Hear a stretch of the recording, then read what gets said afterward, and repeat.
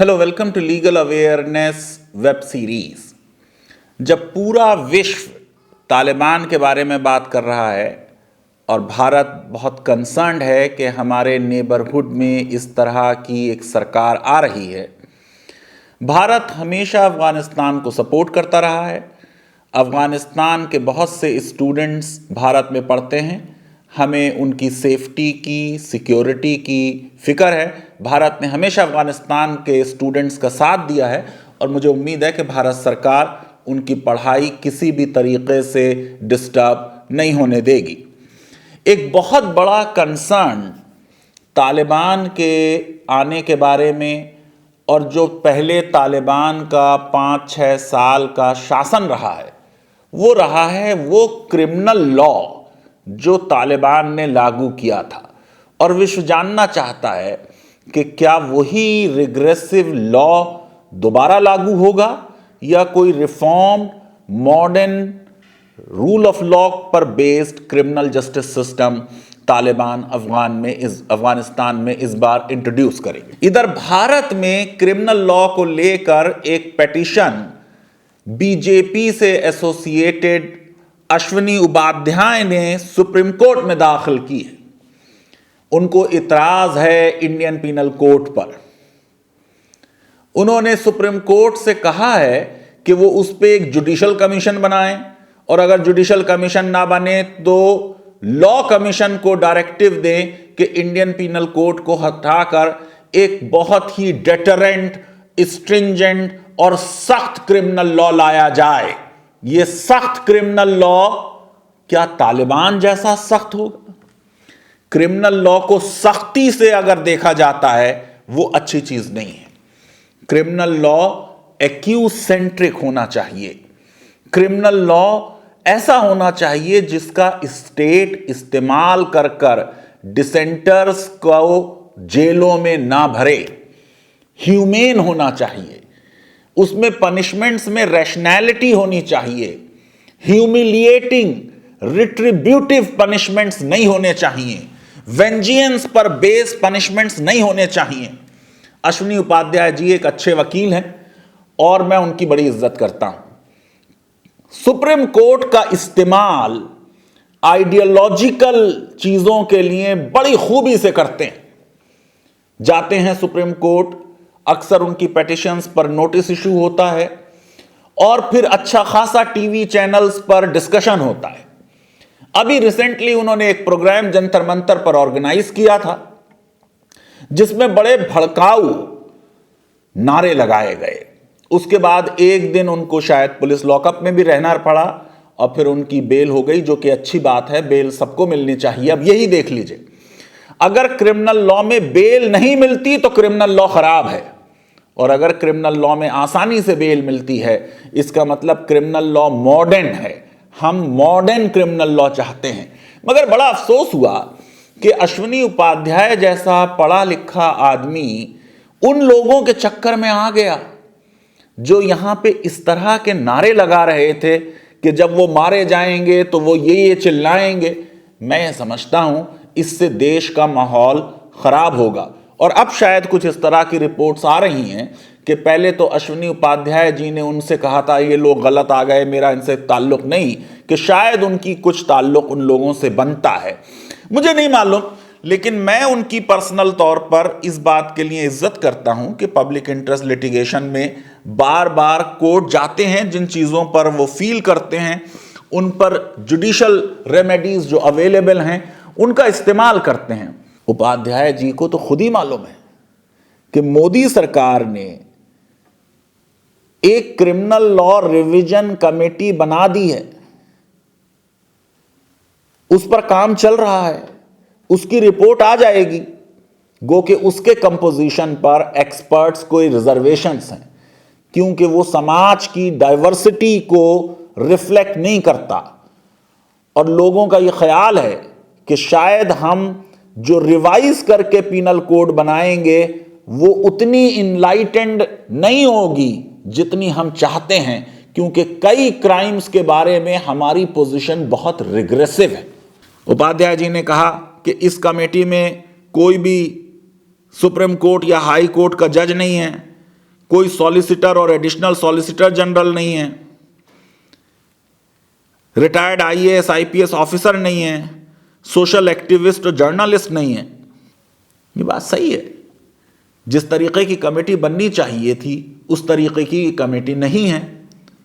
लेकिन उपाध्याय जी, आपकी पार्टी का मामला है, ये बात तो आप गवर्नमेंट से कह के करा सकते हैं, इसमें कोर्ट का टाइम क्यों वेस्ट किया जाए। एक कमेटी भारत सरकार बना चुकी है, अमित शाह जी ये स्टैंड ले चुके हैं कि क्रिमिनल जस्टिस सिस्टम का रिवीजन हो, और मैं अमित शाह जी की सपोर्ट में एक आर्टिकल लिख चुका हूं कि यकीनन इंडियन पीनल कोड का और क्रिमिनल जस्टिस सिस्टम का रिवीजन हो। लेकिन जो मेरे रिवीजन के सजेशंस हैं और जो अश्विनी उपाध्याय के सजेशंस हैं, वो दोनों में फर्क है। मैं चाहता हूं कि हमारा क्रिमिनल लॉ और ह्यूमेन बने और इनलाइटेंड बने, और वो चाहते हैं कि हमारा क्रिमिनल लॉ डेटरेंट और रिट्रीब्यूटिव और स्ट्रिंजेंट बने, यानी उस डायरेक्शन में जाए जिसमें तालिबानी क्रिमिनल लॉ था और या होने की उम्मीद है, या कई इस्लामिक देशों में उस तरीके का क्रिमिनल लॉ है। मैंने बार बार लिखा है कि देखिए हम क्रिमिनल जस्टिस सिस्टम में किन लोगों की और किन देशों की संगत में बैठे हैं। China, Afghanistan, Pakistan, Sudan, Saudi Arabia, Iran, इन देशों की सफ में भारत बैठा है क्रिमिनल जस्टिस सिस्टम में, क्योंकि हम डेथ पेनल्टी न सिर्फ रिटेन किए हुए हैं बल्कि हम डेथ पेनल्टी और ज्यादा बढ़ाना चाहते हैं। मैं समझता हूं कि क्रिमिनल लॉ रिवीजन होना चाहिए, लेकिन किन लाइनों पे होना चाहिए वो मैं आज आपको बताने वाला हूं। सबसे पहले अश्विनी उपाध्याय जी का जो पूरा प्रेमाइस है इस पीआईएल का, वो प्रेमाइस गलत है, और उसकी वजह से ये पीआईएल मोस्ट लाइकली डिसमिस होगी, या उनसे कहा जाएगा कि आप इसे विड्रॉ करें, और वो विड्रॉ करें। वो कह रहे हैं साहब one nation one penal code. जब यूनिफॉर्म सिविल कोड का जिक्र होता है तब तो टीवी चैनल के एंकर्स और हिंदू राइट बार बार कहता है जब क्रिमिनल लॉ एक है, जब इंडियन पीनल कोड एक है, कोड ऑफ क्रिमिनल प्रोसीजर एक है, तो फिर सिविल लॉ एक क्यों ना हो। अब बीजेपी से associated Ashwini Upadhyay ji supreme court में कह रहे हैं कि देश में एक पीनल कोड नहीं। मेरी समझ में नहीं आता वो क्या कहना चाहते हैं। क्या वो ये चाहते हैं कि Indian penal code, code of criminal procedure और इंडियन एविडेंस एक्ट मिलाकर एक कोड बना दी जाए? एक कॉमन लॉ की ट्रेडिशन है, एक सिविल लॉ की ट्रेडिशन है। जो यूरोपियन सिस्टम है, कॉन्टिनेंटल सिस्टम, उसको सिविल लॉ सिस्टम कहते हैं। एक ही कोड में 1000-1500 सेक्शंस होते हैं। क्या वो ये चाहते हैं कि सब्सटेंटिव लॉ और प्रोसीजरल लॉ मिलाकर एक ही कोड में कर दें? मुझे नहीं मालूम। इंडियन पीनल कोड में 75 अमेंडमेंट हम कर चुके हैं। 75 अमेंडमेंट कर इंडियन पीनल कोड में जो चीजें हमें लगती थी कि हम चेंज करें, उनको हम चेंज कर चुके हैं। उन्होंने अपनी पीआईएल में कहा कि साहब एक comprehensive stringent Indian penal code, one nation one penal code हो, ताकि rule of law, equality before law and equal protection of laws के गोल हासिल किए जा सके। इक्वालिटी बिफोर लॉ का मतलब यह नहीं है कि पूरे देश में एक लॉ हो। थोड़ा सा संविधान को पढ़ेंगे तो पाएंगे कि आर्टिकल 14 यह कहता है कि क्लासिफिकेशन परमिसिबल है। Law with in the class will be the same. हो सकता है कि एक व्यक्ति विशेष के बारे में एक कानून बनाना पड़े और वो कानून संवैधानिक होगा। मशहूर केस है सुप्रीम कोर्ट का, डालमिया का, शोलापुर कंपनी का मशहूर केस है। एक कंपनी के विरुद्ध भी लॉ बन सकता है। अश्विनी उपाध्याय कहते हैं कि सुप्रीम कोर्ट कस्टोडियन है संविधान की और प्रोटेक्टर है फंडामेंटल राइट्स की, इसलिए ये लॉ कमीशन को डायरेक्टिव दे कि डोमेस्टिक और internal laws relating to corruption and draft करे एक stringent comprehensive penal code within 6 month. अरे भाई उपाध्याय साहब, लॉ कमीशन की रिपोर्ट्स आ चुकी हैं इंडियन पीनल कोड पर, 42nd रिपोर्ट आ चुकी है लॉ कमीशन की उपाध्याय जी। उसके बाद अमेंडमेंट इंट्रोड्यूस हुए, लोकसभा डिसॉल्व हो गई, मलीमत कमेटी रिपोर्ट वाजपेयी सरकार के दौरान आई, उसके बाद कई अमेंडमेंट हुए कोड ऑफ क्रिमिनल प्रोसीजर में। जितनी रिसर्च दरकार है उतनी हुई नहीं है। लॉ कमीशन भी इस पे काम कर चुका है। पूरी कोड ऑफ क्रिमिनल प्रोसीजर नई आ चुकी है 1973 में। करप्शन पे भी मैं बताने वाला हूं। 1947 में ही प्रिवेंशन ऑफ करप्शन एक्ट भी पास हो गया। 1988 में हमने उसको रिवाइज करके और स्ट्रिंजेंट बनाया। क्यों सुप्रीम कोर्ट का इस्तेमाल पब्लिसिटी के लिए किया जाता है? उपाध्याय जी कहते हैं कि साहब ये पीनल कोड जो है ये अंग्रेजों ने बनाई थी ताकि 1857 वाला रिवोल्ट ना हो जाए। बहुत बातें इसमें सच हैं। ये जाहिर है कि अंग्रेजों ने बनाई है, अपने इंटरेस्ट में बनाई है, लेकिन Indian penal code state of art code है। जैसी ड्राफ्टिंग इंडियन पीनल कोड की है, अगर आज उपाध्याय जी से भी कहा जाए कि आप ड्राफ्ट करके ला दीजिए इससे सुपीरियर कोड, तो ला नहीं पाएंगे। अगर मुझसे भी यह कहा जाएगा कि आप बनाकर ला दीजिए इंडियन पीनल कोड से सुपीरियर कोड, तो मैं बना नहीं सकूंगा। और यह बात कि साहब Indian penal code 1 nation 1 law, अगर यह करना है तो उपाध्याय जी, एक आप सरकार भी आपकी है, पार्लियामेंट में संवैधानिक अमेंडमेंट लाइए, 7 शेड्यूल को हटा दीजिए, सारे सब्जेक्ट्स पर सिर्फ पार्लियामेंट को लॉ बनाने का अधिकार दीजिए, विधानसभाओं से लॉ बनाने का अधिकार छीन लीजिए, 1 नेशन 1 लॉ अपने आप हो जाएगा। उपाध्याय जी ने अपनी पिटीशन में कहा कि साहब 161 साल पुरानी outdated ineffective colonial Indian penal code है, इसको खत्म कर कर एक कंप्रिहेंसिव इंडियन पीनल कोड बनानी चाहिए। मैं नहीं समझ रहा हूं कि ये कंप्रिहेंसिव का क्या मतलब। करप्शन की बात क्योंकि उन्होंने की, इसलिए आपको बताया दिया है मैंने कि 47 में प्रिवेंशन ऑफ करप्शन एक्ट बना, 1988 में एक नया प्रिवेंशन ऑफ करप्शन एक्ट बना। हर चीज जो आप सोच सकते हैं करप्शन से रिलेटेड, वो इस एक्ट में आ गई कि अगर कोई भी पब्लिक सर्वेंट कोई भी ग्रेटिफिकेशन लेता है अपनी सैलरी के अलावा ऑफिशियल एक्ट के बारे में, तो वो एक क्राइम है, उसकी सजा है 2 साल से लेकर 7 साल तक सजा हो सकती है। ग्रेटिफिकेशन की डेफिनेशन बहुत वाइड दी गई और यह कहा गया कि ग्रेटिफिकेशन का मतलब सिर्फ पैसे की लेन देन नहीं है,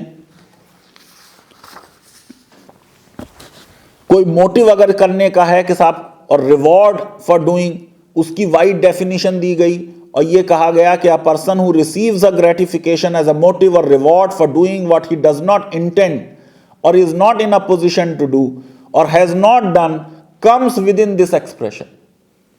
जो ये पूरी रिश्वत का मामला होता है वो ये होता है कि ये हमें ये फायदा पहुंचा दें, अगर वो फायदा पहुंचा या नहीं पहुंचा जुर्म हो गया। फिर जो हैबिचुअल ऑफेंडर्स हैं करप्शन के, उनके लिए और सख्त सजाएं कर दी गई। किसी अगर पब्लिक सर्वेंट के पास एसेट्स हैं disproportionate to his known sources of income, उसमें सजाएं होती हैं। जयललिता को सजा हो चुकी है, शशिकला को सजा हो चुकी है। मैं नहीं समझता कि करप्शन के मामले में अब हमें अपने लॉ को मजीद स्ट्रिंजेंट बनाने की जरूरत है। और फिर लोकपाल का पूरा इंस्टीट्यूशन इस्टेब्लिश हो चुका है। हमारे क्रिमिनल जस्टिस सिस्टम की प्रॉब्लम यह है कि जो आईपीसी जनरल क्रिमिनल लॉ है कंट्री का, सब्सटेंटिव क्रिमिनल लॉ, उसके जो उसूल थे कि क्राइम्स की डेफिनेशन स्पेसिफिकली दी जाएंगी, नैरो एज पॉसिबल उनका मीनिंग लिया जाएगा, प्रोपोर्शनैलिटी होगी पनिशमेंट में, रैशनैलिटी होगी क्राइम्स को डिफाइन करने में, वो सारे उसूल हमने ताक पर रख दिए। जिस तरीके के लॉज हमने बनाए, टाडा, पोटा, यूपा, सजाएं बढ़ाई, हर चीज का हमारे पास ये हल है कि पेनल्टी बढ़ा दो, डेथ पेनल्टी दे दो, लाइफ इंप्रिजनमेंट दे दो, मैंडेटरी डेथ सेंटेंस दे दो। ये है क्रिमिनल जस्टिस सिस्टम की प्रॉब्लम। और हमने आईपीसी अच्छी इनलाइटेंड लॉ था, उसको रिग्रेसिव बनाया, उसको रेट्रिब्यूटिव बनाया, क्योंकि सरकारों के लिए आसान है कि लोगों को दिखाएं कि देखो हमने लॉ पास कर दिया। लॉ पास करने से कभी भी क्राइम रेट कम नहीं होता, डेथ पेनल्टी का कोई डेटरेंट इफेक्ट नहीं होता। Criminal justice policy is largely irrelevant in reducing crimes. अगर हमें आईपीसी में और क्रिमिनल जस्टिस सिस्टम में रिफॉर्म करना है, तो जब हमारा एक ये नैरो माइंडेड तालिबानी आउटलुक है क्रिमिनल जस्टिस सिस्टम के बारे में, रिट्रिब्यूटिव, डेटरेंट, इसको खत्म करना पड़ेगा। मैं समझता हूं कि 1860 में जब इंडियन पीनल कोड बनी, it was ahead of time. उस जमाने में मुस्लिम क्रिमिनल लॉ था देश में, उस क्रिमिनल लॉ को रिफॉर्म किया गया था, उसके रूल्स ऑफ एविडेंस बदले गए थे। आईपीसी ने एक बहुत बड़ा चेंज देश के क्रिमिनल जस्टिस सिस्टम में किया था। आईपीसी ने फाउंडेशन रखी थी एक मॉडर्न सेकुलर लीगल सिस्टम की। जो मोहम्मदन क्रिमिनल लॉ था, रिलीजन बेस्ड क्रिमिनल लॉ, उसको हटाया था। मैं समझता हूं कि क्रिमिनल रिफॉर्म रिट्रीब्यूशन और डेटरेंस से गाइडेड नहीं होने चाहिए। मैकॉले ने तो खुद कहा था कि आईपीसी का रेगुलर रिवीजन होना चाहिए। लेकिन हमें आज की डेट में यह अप्रिशिएट करना चाहिए कि आईपीसी एक स्टेट ऑफ आर्ट कोड है। जेम्स स्टीफन ने आईपीसी के बारे में जो कहा, मैं चाहता हूं कि अश्विनी उपाध्याय जी उसको समझें। The Indian penal code is to the English criminal law what a manufactured article ready for use is to the materials out of which it is made. It is to the French penal code, and I may add to the North German code of 1871, what a finished picture is to a sketch. It is far simpler and much better expressed, and its practical success has been complete. आज हमको अगर Indian penal code को reform करना है तो sedition law को हम delete करें। सुप्रीम कोर्ट ने विनोद दुआ के केस में और कई और केसेस में जो अभी कहा है उसको फॉलो करें। जब तक वॉयलेंस ना हो तब तक सेडिशन के चार्जेस नहीं लगा सकते। शफीकुर रहमान बर्क ने तालिबान की तुलना फ्रीडम फाइटर्स से कर दी।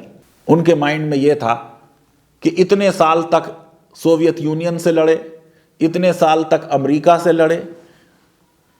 Right of self determination international human rights का हिस्सा है। International covenant on civil and political rights का पहला आर्टिकल है। किसी भी देश को विदेशी ताकतों का कब्जा पसंद नहीं होता। इस कॉन्टेक्स्ट में वो बात कही। ये कैसे सेडिशन हो गया? और संभल के एसपी को यह भी नहीं मालूम कि भारत सरकार ने अभी तक तालिबान को टेररिस्ट ऑर्गेनाइजेशन यूपा के तहत डिक्लेयर नहीं किया।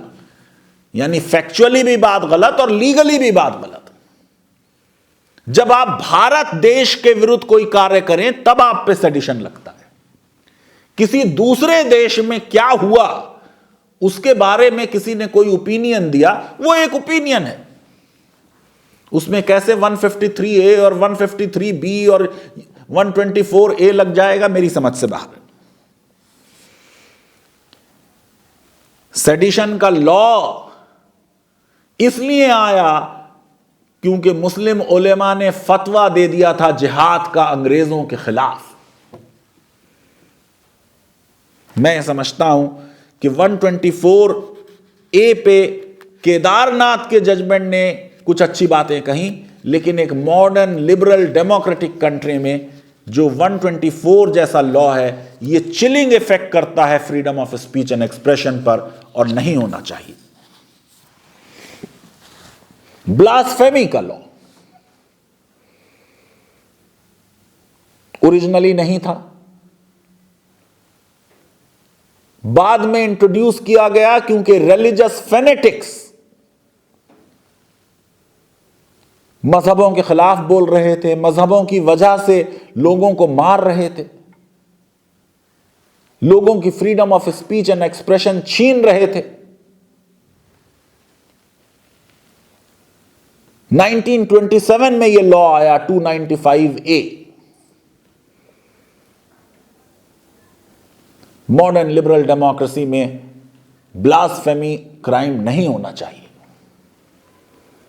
क्या अश्विनी उपाध्याय जी राजी हैं कि सेडिशन रिमूव की जाए, ब्लास्फेमी रिमूव की जाए? इंडियन पीनल कोड की एक कमी जो स्टीफन ने भी मानी थी कि होमिसाइड की डेफिनेशन नहीं है, कल्पेबल होमिसाइड की है, फिर कहा कि कल्पेबल होमिसाइड ही मर्डर है। 299 और 300 की रिलेशनशिप, क्या हम कोई बेटर फॉर्मुलेशन ला सकते हैं? Culpable homicide not amounting to murder और culpable homicide amounting to murder, उस पर जरूर मैं समझता हूं कि ये जो होम मिनिस्टर ने कमेटी बनाई है वो गौर व फिक्र कर रही होगी और कोई बेहतर सजेशन देगी। Criminal conspiracy original Indian penal code में सब्सटेंटिव क्राइम नहीं थी, 1913 में बनाई गई।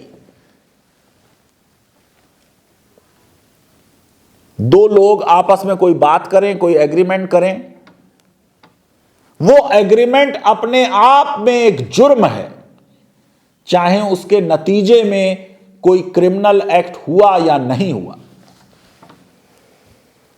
क्या एक मॉडर्न डेमोक्रेटिक कंट्री में क्रिमिनल कॉन्स्पिरेसी में मेयर एग्रीमेंट पनिशेबल होना चाहिए? इस पर अगर हम गौर व फिक्र करें और कमेटी सजेस्ट करे कि इसको डिलीट किया जाए तो यह बेहतर चीज होगी।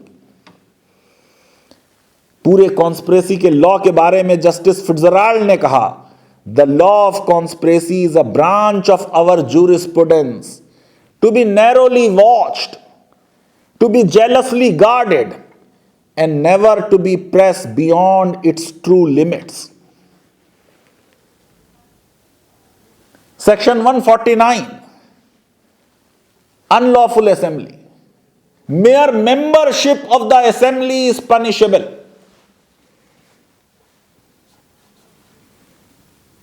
Right to assemble peaceably without arms, fundamental right. एक भीड़ में कोई आदमी इत्तेफाकन मौजूद था, क्या उसको सजा होनी चाहिए? मैं समझता हूं इस पर गौर व फिक्र होना चाहिए कि इसमें हम क्या चेंज लाएं। मैरिटल रेप, शादी हो जाने का मतलब यह नहीं है कि एक परमानेंट कंसेंट है हस्बैंड को कि वो जब चाहें जो चाहें कर ले। अश्विनी उपाध्याय जी को सरकार को फोर्स करना चाहिए कि सरकार अपने आप एक अमेंडमेंट लाए इंडियन पीनल कोड में और मैरिटल रेप को रेप बनाया जाए। दिल्ली गैंग रेप के बाद 2013 में क्रिमिनल लॉ अमेंडमेंट आया, उसने कई चीजें बहुत सख्त प्रावधान कर दिए। मोदी सरकार को भी मैरिटल रेप को एक पीनल ऑफेंस बनाना चाहिए। अगर हमें अपने क्रिमिनल जस्टिस सिस्टम को इंप्रूव करना है तो डायरेक्टरेट ऑफ प्रोसिक्यूशन अलग होना चाहिए। पुलिस ही क्राइम को इन्वेस्टिगेट करती है, पुलिस ही प्रोसिक्यूट करती है। पुलिस को नहीं पता चलता कि उस केस में कन्विक्शन होगा या नहीं होगा, इसलिए अक्सर एक्विटल्स हो जाते हैं। एक डेडिकेटेड अलग प्रोसिक्यूशन का डायरेक्टरेट होना चाहिए। कितने विटनेसेस हॉस्टाइल हो जाते हैं, खासतौर से high profile cases. Witness protection law होना चाहिए। यह अमेंडमेंट आना चाहिए कि विटनेस को प्रोटेक्ट करने के लिए हम क्या करें। दूसरे देशों में आइडेंटिटी बदल दी जाती है, नाम बदल दिए जाते हैं, और सबसे खास बात, डेथ पेनल्टी को खत्म करना चाहिए। मैकॉले ने एक बहुत अच्छी बात कही थी, India can not have a free government but she may have the next best thing, a firm and imperial despotism. हमें शुक्रगुजार होना चाहिए देश के फ्रीडम फाइटर्स का कि उन्होंने हमको इंपीरियल डेस्पोटिज्म से बचा लिया। देश आजाद हो गया, एक लिबरल और डेमोक्रेटिक कंट्री बन गया, एक संविधान आ गया। जरूरत इस बात की है कि अब ये लिबरल आइडियाज हमारे क्रिमिनल जस्टिस सिस्टम में भी रिफ्लेक्ट हों। लीगल अवेयरनेस वेब सीरीज अगर आपको पसंद आती है तो मेरी रिक्वेस्ट है कि हमारे इस वीडियो को वाइडली शेयर करें, हमारे चैनल को सब्सक्राइब करें और बेल आइकन और लाइक जरूर क्लिक करें। बहुत बहुत शुक्रिया, धन्यवाद, थैंक यू वेरी मच।